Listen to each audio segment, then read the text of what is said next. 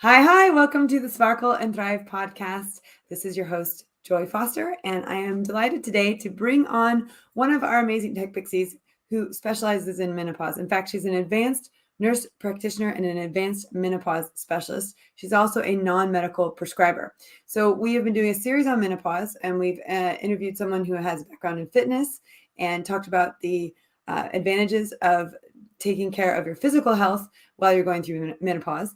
We've also talked to someone about nutrition. And now I really want to go deep into understanding what menopause is, the different levels that you might experience as you're going through it. And also, we're going to talk about you and your vagina. So just be prepared. That is not a word you hear me say very often, but I'm very excited about this conversation. So Eileen from the Menopause Lounge in Wales, thank you for being here today. Thank you for being one of our guests and also for being a tech pixie and part of our amazing community. Thank you so much. It's a great honor, and I'm really excited. This is the first ever podcast I've done, so a little bit nervous, but also excited all in the one.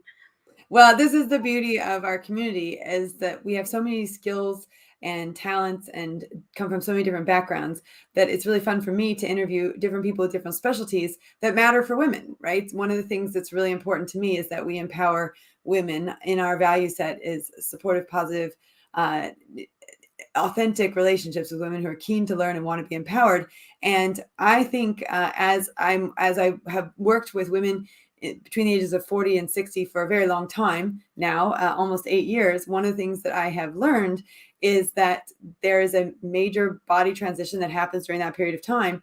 And if we don't deal with it, we don't talk about it, we don't organize ourselves around it, it can actually be really detrimental to our career, just as childbirth it could be for women as well. So I want to really have this authentic conversation. We can learn about menopause, and then we can be empowered about things that we can do with it. So let's start by talking about the different stages of menopause, because I think that's an important thing for people to understand, and on a much deeper level. What are the different stages people might experience, and what age ranges do they generally happen in? Well, we begin our cycle as a woman, as a teenager, where you get a fluctuation of the hormones. So you start to get more estrogen in your body, although estrogen's always been in your body because it's in your ovaries. You've got 4 million eggs, and by the time you get to the menopause, there's about 400 left. So they are released each month, as you know. And this is how you get your periods, because your periods are the shredding of the lining of the uterus. When you're a teenager, you start to get secondary characteristics of the darling buds of May and a little bit of hair down below. And your body changes from that android, the straight shape, to more of a gynecoid, where you start having more, breasts, a waist, and your hip breast ratio tends to be in a line for most people, and a narrowing of the waist. Now, the waist is vital, and I'll come back to that in regard to heart health later. So that can happen anytime between the ages of 9, because it does seem to be happening earlier these days.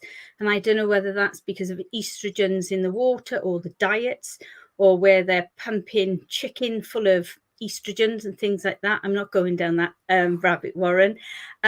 So by about 13, ladies start to have periods. Yeah. So you now become a teenager, and then you're a woman by the time you're 21, or you could argue earlier.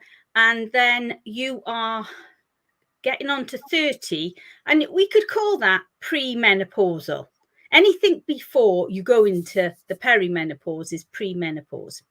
So some ladies can have what we call premature ovarian insufficiency, where they go into a very early menopause. Now, the earliest stage is 13. And I'm a midwife as well. I don't practice as a midwife now, but the youngest I've delivered is a 13-year-old. And the oldest I've delivered of a lady is 54 years of age. So you can see in the reproductive cycle of life, there is that long window. all of us tend to follow our mothers as to their reproductive cycle and when they went into the menopause. So that's a good conversation to have with them. The perimenopause is when you start to have vague signs and symptoms of an alteration in your health. So it might be you go up to the top of the stairs and you think, what did I come up here for? And then you go back down, you keep tracing your steps up and down, you know, and it's little things like that. It might be that you meet, you know, a really good friend, you haven't seen them for a while, and you think, oh my God, I can't remember her name. So you're in a party, you're introducing people and you're thinking, oh, you just introduce yourself. You're far more better at it than me. You know, you start making those little curves. And for me, as a senior lecturer in nursing, I have juggled that scenario for 2 decades, I can tell you. So other little things start to happen. And it can be because just as each month your estrogen rises and falls as you have periods and your progesterone as well, the same thing, it's a bit more erratic then in the perimenopause. You might have a big surge and then there might be a lessen of one. So at that time, your periods may be regular as clockwork. Some people are regular as clockwork until they hit the menopause. Other people will have longer cycles. They might have heavier periods. They might have less lighter periods. They might have painful periods. So your menstrual cycle is vital, and it's important that you record it in a diary, because when we get to the definition of the menopause, and I'll go back to the signs, all the signs and symptoms in the perimenopause, because they're the same as the postmenopause. You actually, the postmenopause is 1 year after your last menstrual period. So if you get to 9 months and then you suddenly have a period, you've got to start again. Okay, so this is why I say record it in a diary so that you can see it. And I would record whether it's heavy or light, you know, that sort of thing. People think as they get into their 40s, 50s that, you know, they're safe contraceptive wise, and they're not. One of the biggest statistic in relation to termination of pregnancies is actually in the 40s and 50s, in that perimenopause phase, because they think, oh, I'm not very sexual active, and one Sunday night they may get, you know, a bit like Victoria Woods and let's do it again and be lucky, and off they go, and they haven't thought about contraception in years, and boom, they find themselves pregnant. Well, just look at Sherry, whatever her name was, the MP's wife. Yeah, and yeah, there we are. Ladies get pregnant later on in life. So that is important. So contraception in the perimenopause and the menopause, you need to have, make sure you're having contraception for, if you're under 50, 2 years after you've stopped having periods, if you're under 50, and if you're over 50, no period, you still need to take contraception for 1 year to be safe. So the postmenopause, then you are postmenopausal until you start popping up daisies. Forever and ever, amen. So postmenopausal starts from that period that you've had 1 year since your last period. Yes. And then actually what you're saying is if I understand correctly, the menopause period is 1 day. Is menopause is 1 day. Oh, menopause. Oh, okay. Menopause is 1 day, and the party is 1 year after your last period. So if you write in your diary, let's say it was the 5th of May, my birthday, and this year I celebrated my 60th, and then in 2023, you know, you still haven't had a period, you can have a big party. But for most people, they don't get that party because they're not logging down their cycle. But what you're also saying is during that year, from the day to that year date, Yeah. you could, even though you're not having regular period, well, you're not having periods. So can you get pregnant during that period of time, or is it only in the postmenopausal, yes, you can all of a sudden have a, like a shooting star or a ovarian release in that year. It's rare, but it happens. can So happen. that's why you're saying if you want to Yeah. protect yourself, make sure you got contraception throughout that whole year that you are after the postmenopause. Yeah, because you don't know in that year whether you might start another period. Right. Just because you've not had one for a year doesn't mean that Yeah. there wouldn't possibly be Yeah. one that pops in. Yeah. That's really interesting. I mean, these are things I find this conversation interesting in the sense that these are those little things people don't talk about. And then it suddenly happens and you're like, why is that happening? Oh, okay. Now, but we've had the conversation. So Yeah. maybe a few people have been warned. For It's me, really, sorry. Yeah. I got married at 22.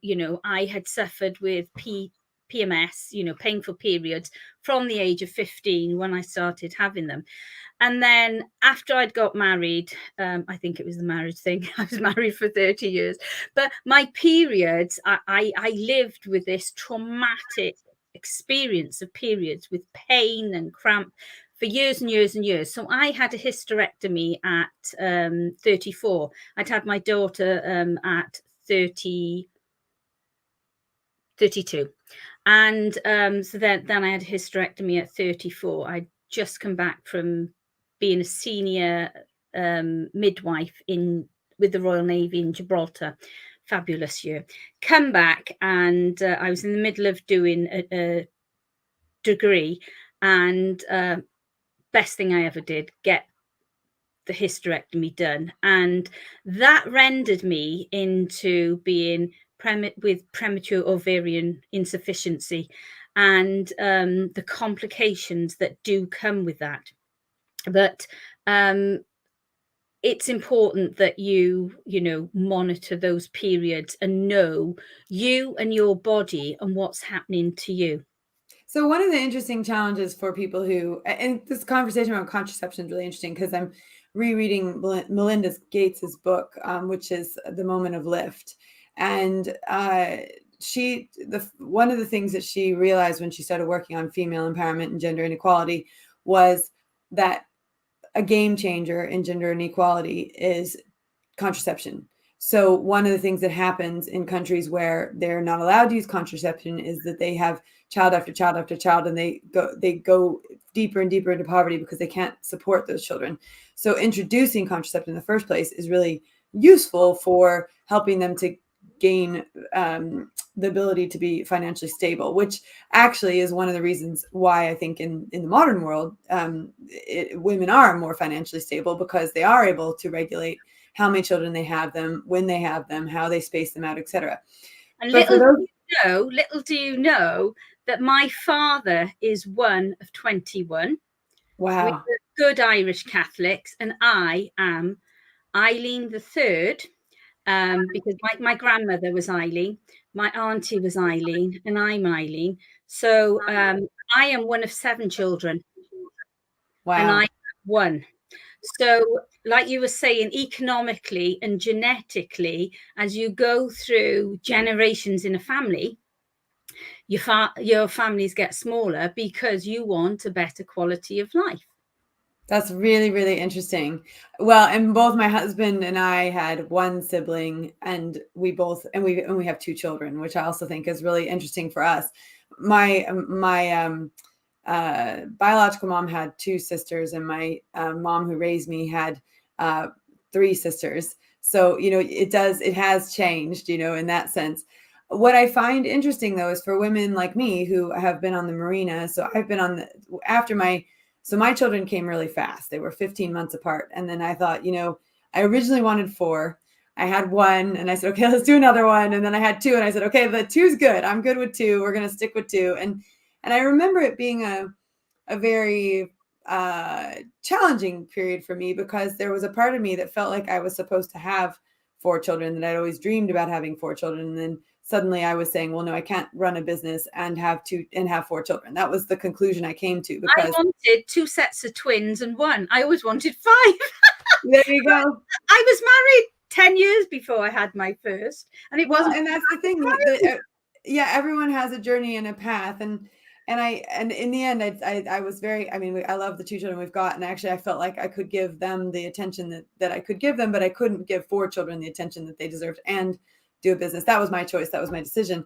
But I was very thankful to have contraception. But I was like you, where I had really long, painful, lots of blood periods. I hated them.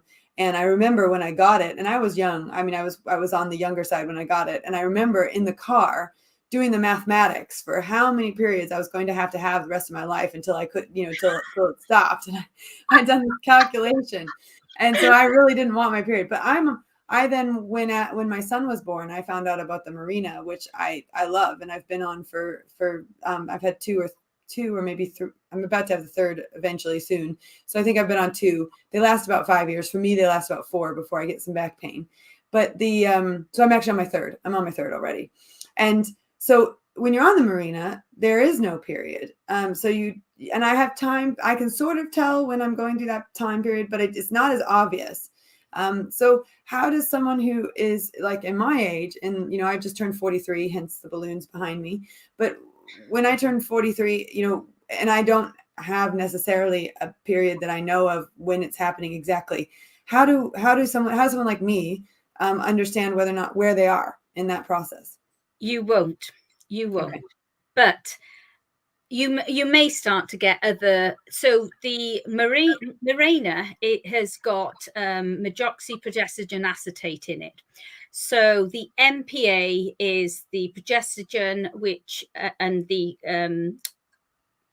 coil you've got inside. I do have one somewhere. It's tiny, absolutely tiny.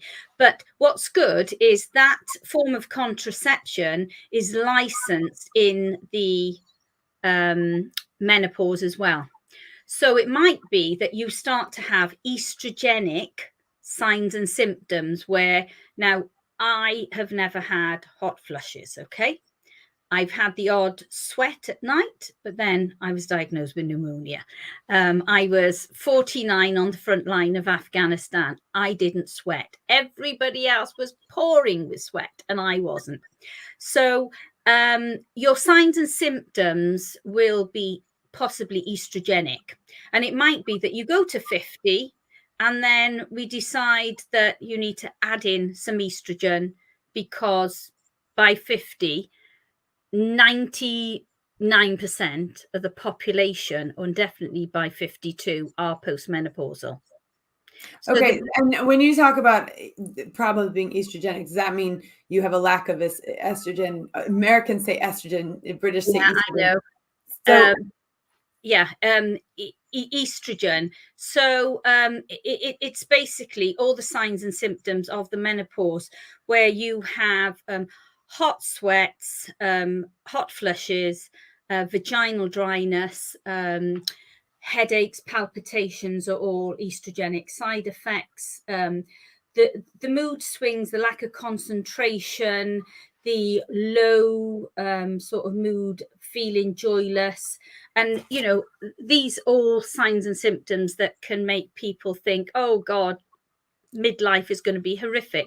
And, for me, I'm really strong and passionate about empowering women with the education and knowledge to transition through the menopause empowered to look after themselves and to live their best life, should we say that? And it's important that they have the knowledge to prevent the problem. So my mum died of a massive heart and a stroke at 51. My sister died at 51 of a heart attack as well. And, none of us are grossly obese, but heart disease runs in the family. And heart disease is the biggest killer of women, and which makes me go back to why I am passionate about me taking estrogen.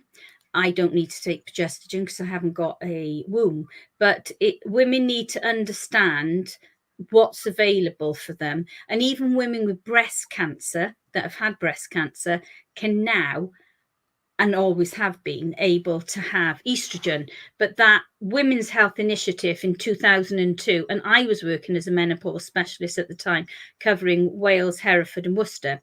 And I was working for the Pregnant Mare's Urine company.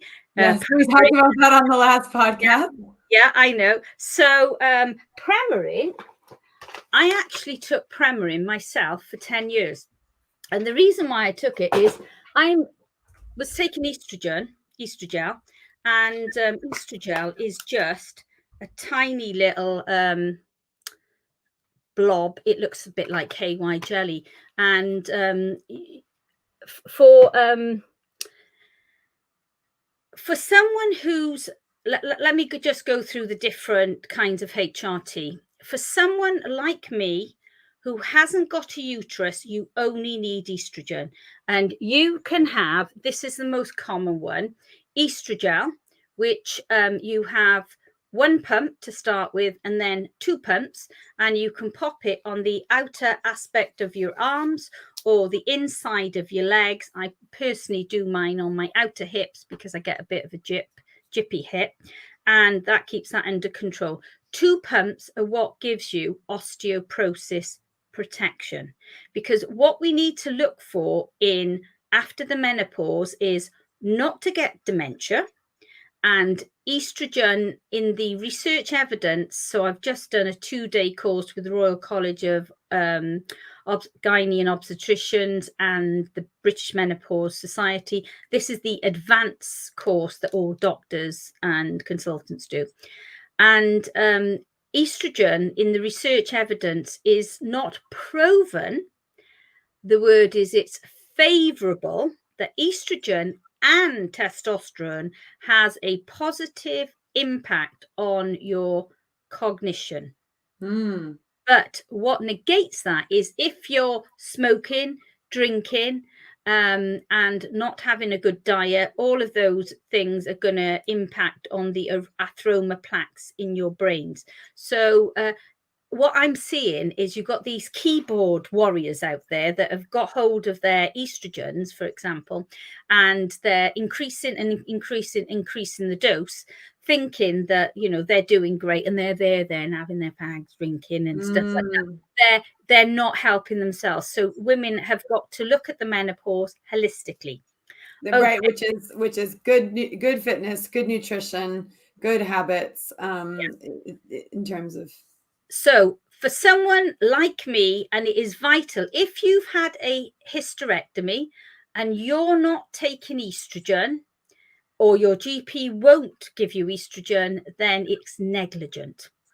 You have got to have estrogen to be replaced up until the age of 50 minimum. But you can continue on your estrogen until you die. Okay. Now there's so one of the questions that's just come in is, how do you know if one needs extra estrogen, and are there specific symptoms that we need to talk to the GP about? Yes. So say I was a lady, I'd come in, and so I'll go now to the lady who has a uterus. So if you've got a uterus, you've got to have the estrogen. And if you're still having periods, to understand this, you can still be menopause and have regular periods. You also need a progestogen. Now, there are 2. So back to the estrogen. Estrogen you can have as a gel, as a patch, a spray, and a tablet. We used to have a spray up your nose, but it was discontinued because it wasn't financially viable. So there's lots of different routes you can take estrogen with.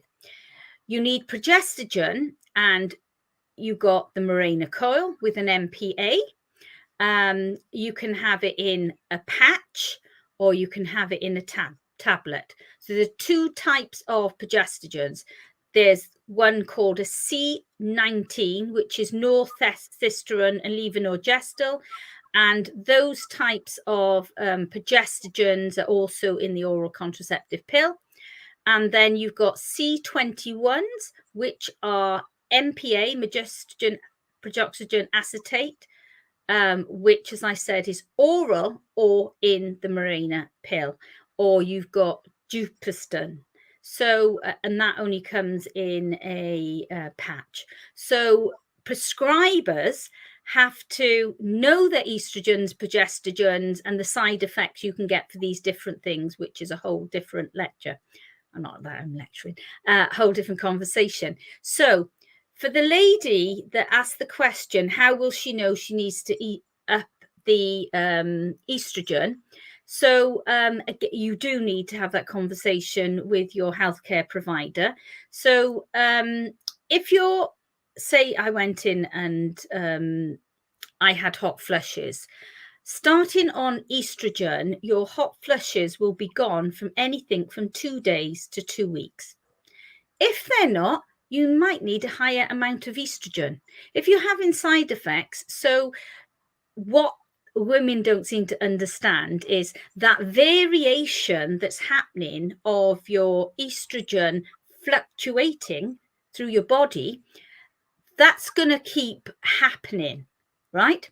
So you think, oh, I've titrated this is great, you know, I'm feeling fantastic, and then all of a sudden it's like, boom, the symptoms come back again.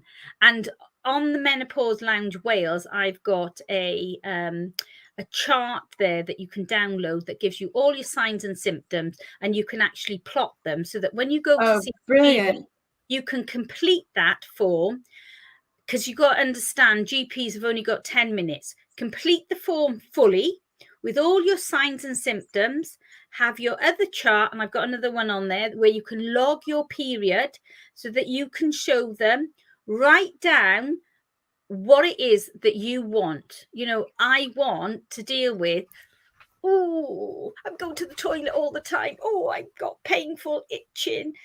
I'm feeling so I can't have intercourse. It's as dry as a crisp. All of those things. Write down your signs and symptoms clearly on a piece of paper for them. Don't assume that they're telepathic, because they're not. And if you want HRT, go in and say, I don't want that estrogel stuff. No. I want a patch. You know, tell them what you want. Help them. Think of them like a 3-year-old. Okay? You be empowered. You go in armed with everything and tell them what you want. So I'm going to just stop for 1 second and say we're going to put the link to those 2 charts in the show notes so that you can go directly there and download them. So I just want to make sure that anyone who's looking for those, they will be in the show notes. Yeah, they're under guides in the menopause group anyway. So if you're still having periods, it's called sequential HRT. So all the HRT in the UK that we prescribe is from the British National Formulary, and it's all body identical. So that's great, because we had a conversation about that on the last. And I need to emphasize this because I listened to it last night. Body identical hormone is freely available on the NHS. I know you pay prescriptions in England and they're free of charge in Wales, different devolved government. So estrogen is made from soya and yam. It's been around for centuries. In Japan, they don't have a word for the menopause because of all the soya and yams that they eat. But when they come over here, have a Western diet, then they get symptomatic. Please don't think, oh, I'm going out, I'm going to buy all this soya and yam. You cannot replicate genetically what's in their system or from them having it from the time they were born. It might help you feel good, but it's not going, that phytoestrogen in those products are not going to do what estrogen does. Okay. And what you've got to understand with bioidentical, that some of these private consortiums that have set up, because everyone is making a buck on the menopause at the moment. You know, you've got a lot of charlatans out there, which does upset me. And this is why It's vital you get empowered and you don't waste your money. So I'm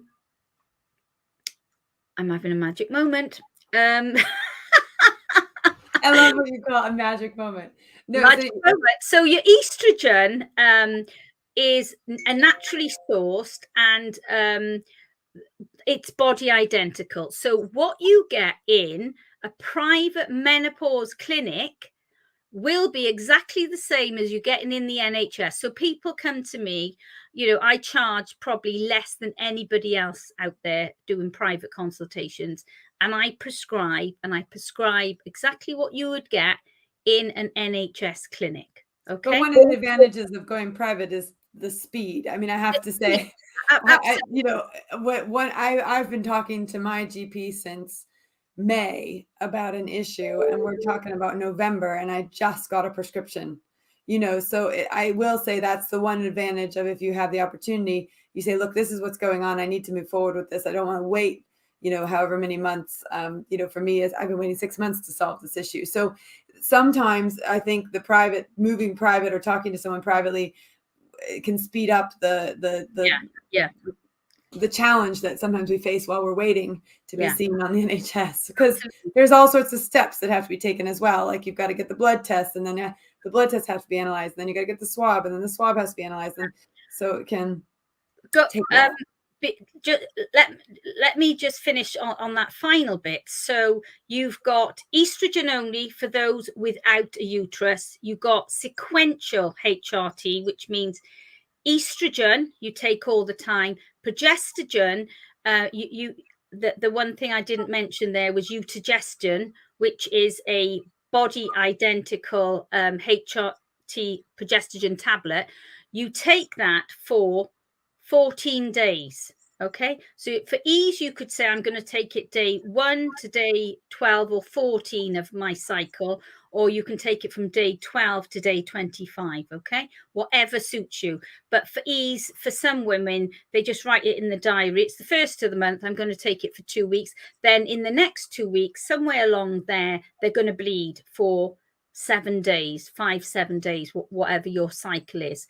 And that has to happen because the lining of the uterus has to shred so it doesn't build up and you don't get hyperplasia, which is a thickening of the endometrium lining. Once you're menopausal and you're menopausal, you've got the line in the diary, or you're 50, 51, 52, you go on to a continuous combined HRT, which means you have to take estrogen every day still and progesterone every day, and you won't have periods. Now, if you're smart like Joy is and have the Mirena coil in, you can have your contraception, get to 50, add in your estrogen. You haven't, the Mirena's licensed for 5 years, and then off you bob. So you haven't got this disruption happening. So some women, because the Mirena's got that built into it. Yeah, it's built in.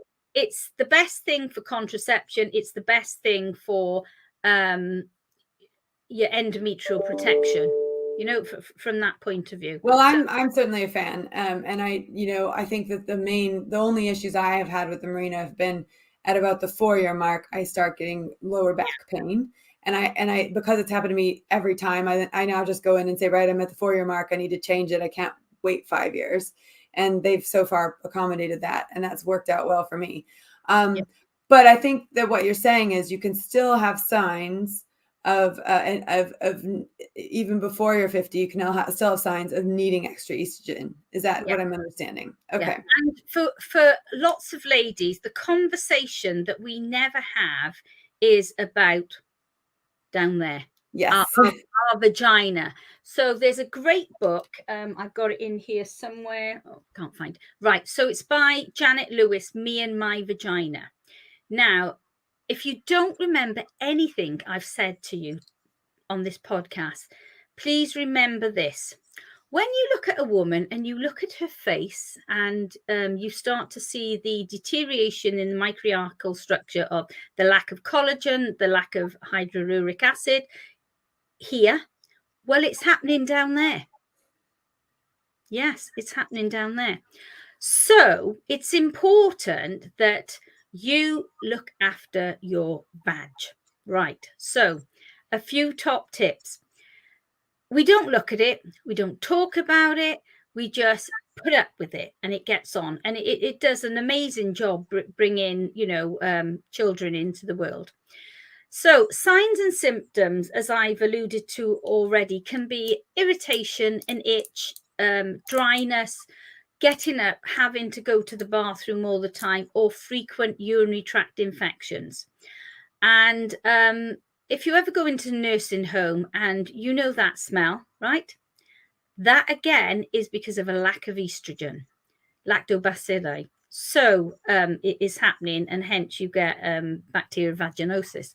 So it's important that apart from, having your patch or your gel or taking your oral HRT, that you look after down there, because whether you've had breast cancer or any treatment, you can have vaginal estrogen, which functions locally to enhance the collagen, the microarchal structure of the vaginal walls, and to estrogenize it.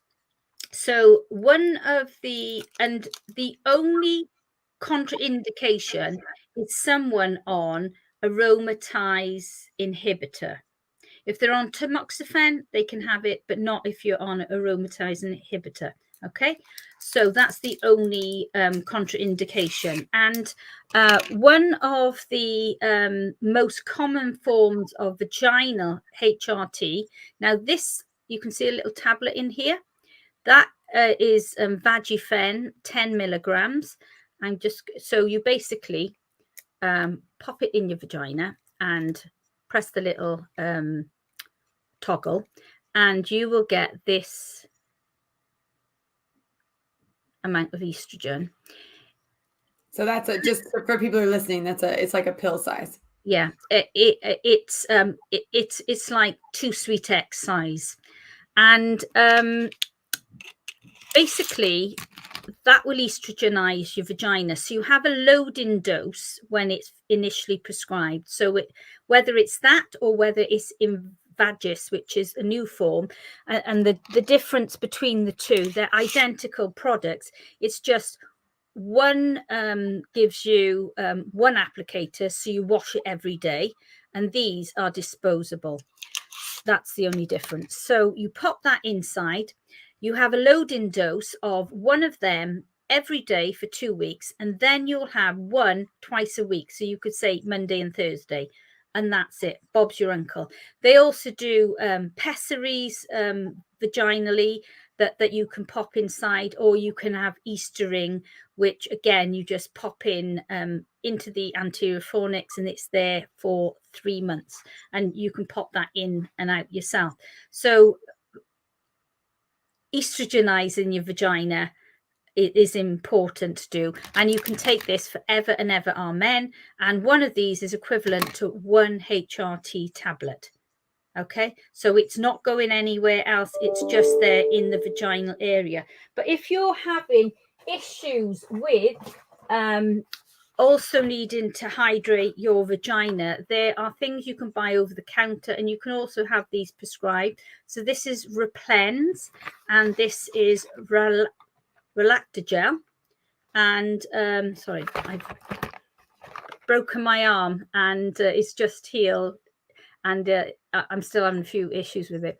So both of these, that's the wrong box there. It's this one.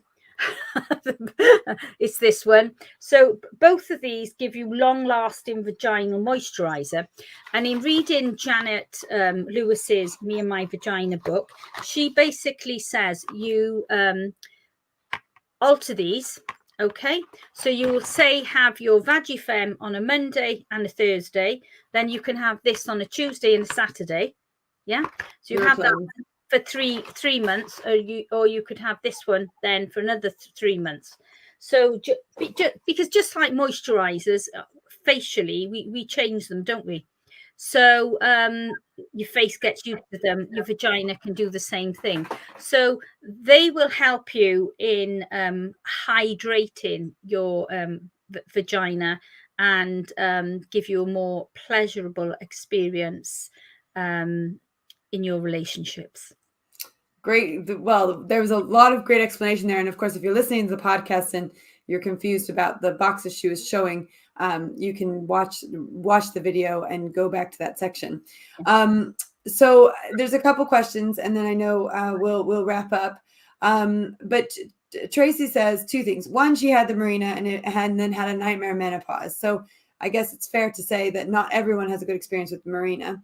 But Tracy also said, what advice do you have for those living with disability and pre-existing health conditions, which can escalate with perimenopause? The treatments are exactly the same. So it's managing your disabilities and, looking at speaking with your GP, what medication you're on. Is there any contraindications with the HRT? But there should be no reason long term why you shouldn't have estrogen and progesterone, because the evidence is showing for cardiac health, it's vital to have that estrogen.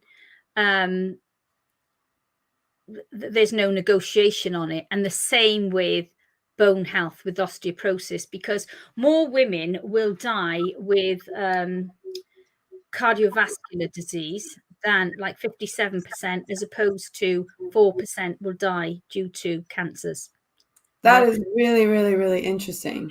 And, a few statistics that I've got here, whereas the media, social media, well, the media in generally, they tend to shout from the rafters about breast cancer being an issue. And hence, you've got to just understand that the Women's Health Initiative was stopped because it was costing too much money, and they construe the evidence. And that's why it was stopped. And you got 2 decades of women who have been neglected through not being able to have estrogen. Because the government stopped the funding on it? No, it was in America. Okay. They couldn't afford to continue with that study. That's why it was stopped. So understand this: 23 women, you line 1,000 women up, 23 not having any form of HRT or hormones, 23 women in 1,000 in the population will get breast cancer because of it. If you're going to get it, it's there inside you. Okay, that's the end of the story. If you're on continuous combined HRT post menopausally, an extra 4 cases per 1,000 of women will get breast cancer. If you take the oral contraceptive pill, 4 women in 1,000 will get breast cancer. If you're like me, you have an estrogen only, 4 less of us will get breast cancer. If you drink 2 units of alcohol a day, which would be about the amount, well, half of this, isn't it? It's tea. There would be 5 per 1,000 that get breast cancer. If you smoke, 3 per 1,000. If your BMI is greater than 30, 24 per 1,000. So you've got. That's interesting. So your BMI is actually more impactful than anything else. Wow. Than anything else. So 7 less women in that 1,000 will get breast cancer. That's 7 less if you just do 2.5 hours of moderate exercise a week. So your girth measurement is vital, and it needs to be under 31.5 centimeters for health. Under 31.5 centimeters, inches, or 80 centimeters.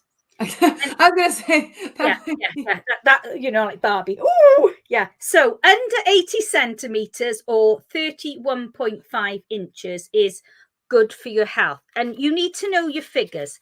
Your blood pressure, ideally, you want that below 130 over 85, 75 is better. Your HbA1c, which is your an indication of your blood glucose over 3 months. Your red blood cells live for 120 days. You want to keep that below 4.5 if you're not a diabetic and 5.6 if you are a diabetic. Your blood cholesterols you want under 5 and your HDLs below 1.3 and your triglycerides above 1.7. So know your numbers and go to your GP if you're coming up to 40, coming up to 50. Say you want a well woman check. So you want your bloods, so your full blood count with ferritin. If you're finding that you're fatigued or you're, sluggish, lack of memory, you want your HbA1c to check that you're not diabetic. You want your thyroid function with your T3 and your T4 because hypothyroid can have the same symptoms of the menopause. And you want your cholesterol done. So you've got a baseline marker, and I would have them done every 5 years just so that you can see, are you optimizing your health? Are you looking after you? Are you having 3 glasses of water? Are you going out there doing your walking? Are you doing all the things Julia and the, sorry, I can't remember the other lady. Julia and Andy. Yeah. That they told you, because it's not about just pill popping. You've got to look after you because you are what you eat and you are a product of how you look after your well-being. Well, and Tracy makes a really valid point, and I recognize this because I have people in my life who I love very much who are on prescription drugs. Sometimes there are medications that cause weight gain. So someone could be doing the exercise, it could be eating correctly, but because of medical conditions, they're on medication that then pushes them over on the weight. What are your thoughts on that? I fully understand that. I do as a nurse, I do. And it is about, having the discussion with your healthcare provider about, what drugs may be causing retention and looking at them and can they be titrated? Can they be reduced? Can there be an alternative? Because, things like non-steroidal anti-inflammatories, I have osteoarthritis. And, I have taken myself off them totally because I was finding I was getting a lot of water retention with that, and I've got lymphedema of the legs. So you're talking about disabilities and things. Well, I'm right up there. I'm not going to. So it's about exploring the parameters of what you're dealing with in life. Yeah. If you've got, irritable bowel or diverticulitis or any of these things, you have to look at what you need to take for your well-being, but also how you modify things so that you don't put, weight comes down to many things. And, I appreciate disability and medications impact on them, but it's working and titrating all the time to be the best version of ourselves. There's no magic wand, there's no tech pixie out there waving that wand with the stars coming out of it that's going to make us, absolutely gorgeous overnight. This is a long marathon that we're on, and if you want to increase your vitality and the years in your life that you live your best life, then it's worth the effort. Don't be ordinary, let's be extraordinary and look after ourselves. I love that. Well, thank you so much. And I think it's really important that we address those questions because they're questions within our community, for sure. Eileen, I want to thank you so much for being here. We will put in the show notes the recommendations for the books that you've given or the book that you've given and also the charts that people can download and fill out before they go speak to someone. I think you've given some great medical information that we didn't have on our previous 2 podcasts that sort of bring this whole thing to not necessarily a close. I still have one interview that I'm really looking forward to doing, and I don't know when I'm going to get to do that, but especially around menopause and how it impacts women from diverse backgrounds, because there is some information out there that we need to digest, that it's not the same experience for everyone, depending on your ethnic background as well. So I'm going to be talking hopefully to Dr. Amobi about that, who's connected to a tech pixie in our community. And I also think I just want to just say thank you to those of you who've been listening to the podcast who are not yet in these 3 stages. Well, I guess you said you're always pre once you've got your period. So, but you may not be in the peri or the postmenopausal state. But we have had a few listeners write in to support and say, well, I'm not going through menopause, but I do want to get pregnant, or, I do want to have that conversation about how having a baby affects my career. So one of the things I'm also going to do is acknowledge that we have a wide range of women in our community. And so we will also be doing some incredibly powerful interviews, hopefully in the next few months, with women about the impact of pregnancy and also what that does for your career and things that you can do to keep moving forwards. Just like, one of the things we talked about with Julia was the importance of taking care of yourself in the menopause stage so that you can continue doing a career that you love and you don't have to give it up. These are very, very important things. So Eileen, thank you so much for your energy. Thank you so much for your vast experience and knowledge. I know that I certainly benefited from getting to ask you questions and learning more about it. And I know the women in our community will as well. And we're thankful that you're a tech pixie and that you are changing the world through your education on menopause and the work. And they can find all this, and I run courses on the Menopause Lounge Wales. You don't have to be in Wales, but there's a wealth of knowledge, and I put up posts which are all evidence-based. So there's lots of resources in my group, and and you run a Facebook group. That's right. And we'll link to the Facebook group, and we'll link to the Facebook group in the show notes. What is it called, just so I can drop it into the chat now? The Menopause Lounge Wales. There's a form that you fill in as you go in, which asks you about your top 3 symptoms and your email. And, you come into the group and there's loads and loads of resources. If you go into the search bar, now that they've taken the hashtag thing out of Facebook, you could, go in there and you might look at osteoporosis or sleep, and loads of resources come up on those topics for you. And I've done live videos on if you're suffering with joint pain, or you've got skin issues. I've done live videos on them that you can go back and see. Okay, great. I've got the link now, so I will put that in the chat. I think hashtag's still working groups, but we do have the topics that are connected as well. Yeah. Okay, great. So I've just dropped the group in for anyone who's live and wants to join that group. Thank you for the work that you're doing in the world, and thank you for being a tech pixie, and thank you for being here today. My pleasure. It's a great honor. Thank you. Bye.